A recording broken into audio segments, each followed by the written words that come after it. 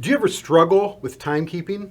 Do you ever wonder why and what to do about it? There are several common misunderstandings about the drummer as timekeeper. Today I'm going to shed some light on the subject by sharing 3 top myths about timekeeping, and at the end of the video I've got a bonus for you. By the way, if you're new to Brad Allen Drums, I'm a professional drummer based out of Kansas City.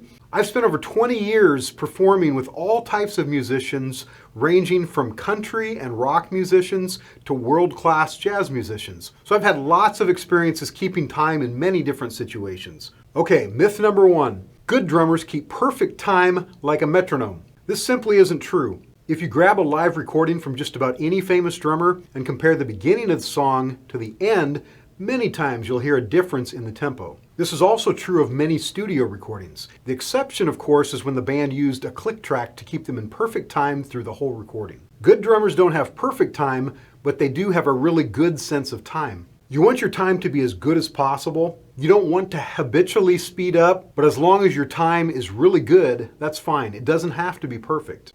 By the way, if you're enjoying these videos, please click the like and subscribe buttons. That really helps me to grow this channel. Thank you in advance. Okay, myth number 2. Timekeeping is an inborn natural talent. You either have it or you don't. It's true that good timekeeping and a good feel come more naturally to some drummers than others, but I've taught many hundreds of drum students. I've never yet met one who wasn't capable of developing a good sense of time. This can be achieved by any drummer who practices with a metronome. You can also dramatically improve your sense of time by practicing relaxation techniques, which I described in another video. If you haven't watched that video yet, follow the link in this video or in the comments below to check it out. The number 3 myth is that it's the drummer's responsibility to keep time, and if the time is bad in a band, it's definitely the drummer's fault. The truth of the matter is that timekeeping is everyone's responsibility. As I mentioned earlier, I've played with all different types of musicians. Some of these had an amazing sense of time, and other musicians I played with